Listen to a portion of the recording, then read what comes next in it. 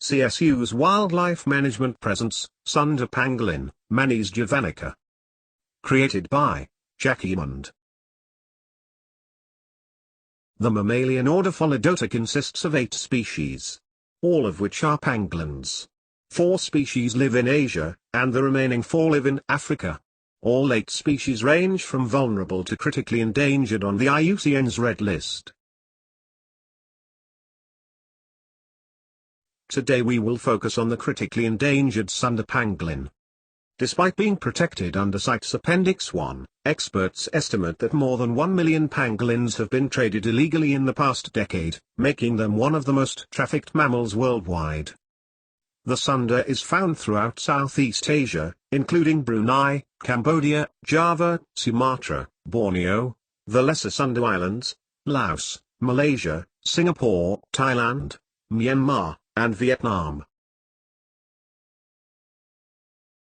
Like all pangolins, the Sunda has a long history of being a native meat source as well as clothing source.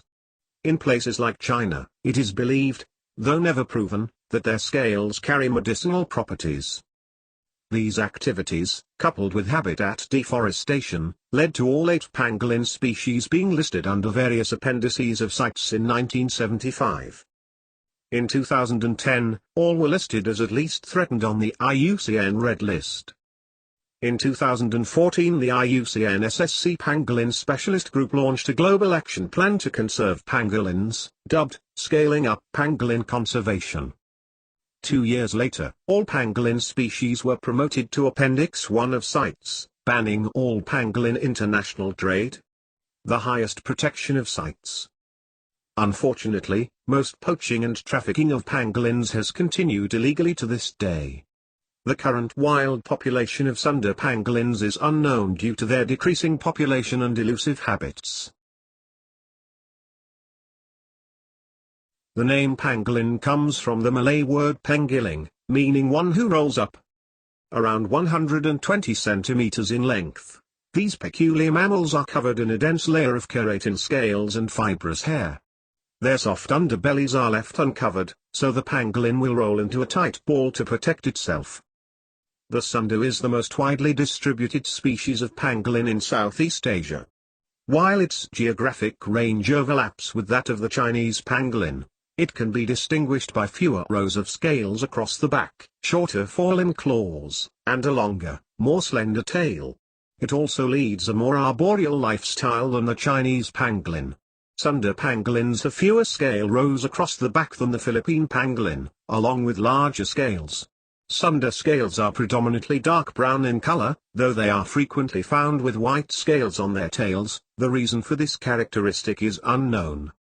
Primarily nocturnal, the Sunda uses its powerful front claws to dig for ants and termites, both in the ground and in trees.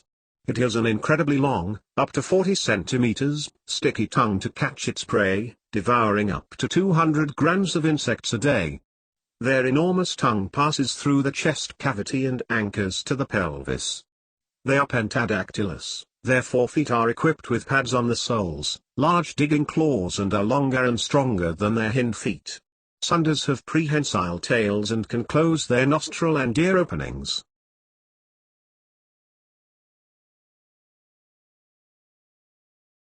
Sundas inhabit a variety of landscapes, including primary and secondary forests, open savanna country, and areas vegetated with thick bush.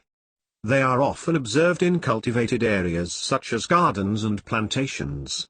Although they are terrestrial creatures that inhabit burrows, either excavated with their huge claws or borrowed from previous residents, they are known to be agile climbers and spend time within trees resting or searching for food. Males compete for females, thus this species is probably somewhat polygynous. Thought to breed in autumn, and give birth in the winter burrow. Gestation is about 130 days. 1 or 2 offspring may be produced. Weaning occurs after 3 months, and sexual maturity is reached by 1 year of age. Sunda mothers are the sole caretakers of young. Mother pangolins are extremely protective. When threatened, a mother will curl up into a tight ball with her young nestled safely within. At other times, the young rides upon the base of the mother's tail. Sundas are sometimes found in pairs, but are mainly solitary, nocturnal, and timid. They move slowly on all 4 feet. Under threat, it can move swiftly on hind feet alone, with the aid of its prehensile tail. They have been observed swimming. Their known predators are humans, leopards, and pythons.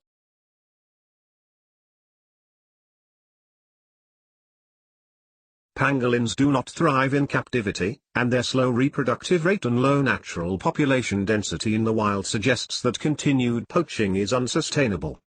WildAid launched its Pangolin public awareness campaign in 2016, which aims to eliminate demand for pangolins in the world's 2 largest markets, China and Vietnam, through behavior change campaigns designed to educate consumers and make consumption of pangolin products socially unacceptable.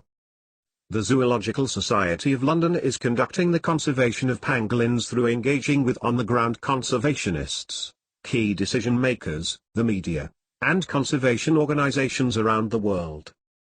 The Edge of Existence program is the only global conservation initiative to focus specifically on threatened species that represent a significant amount of unique evolutionary history.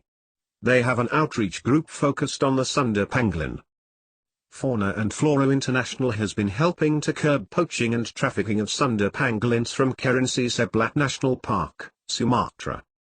Wildlife Conservation Society Indonesia assists in law enforcement and policy strengthening by giving technical support to authorities to combat pangolin trade.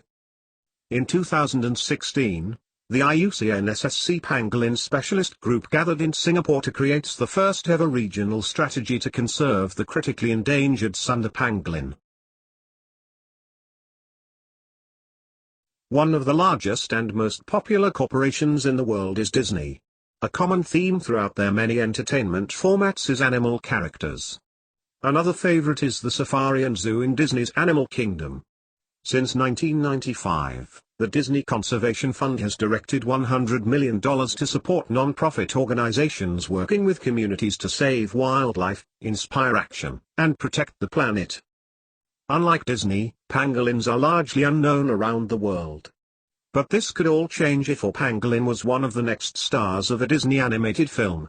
Zootopia, an animal-themed animated film, made over $1 billion in 2016. A pangolin character could star in an upcoming Zootopia sequel or even get its own original film. A portion of the proceeds from said film and its merchandise could go towards pangolin conservation around the world. These conservation efforts can be orchestrated through the already existing Disney Conservation Fund. Disney's Animal Kingdom could also be used as a format to educate guests about pangolins. This new pangolin character would become the poster child for pangolin awareness and conservation. Perhaps personifying this creature will also further the efforts of making pangolin consumption socially unacceptable in other countries. Special thanks to the World Wide Web. And to Dr. Jenkins, for the inspiration to use my sophisticated accent. And to viewers, like you.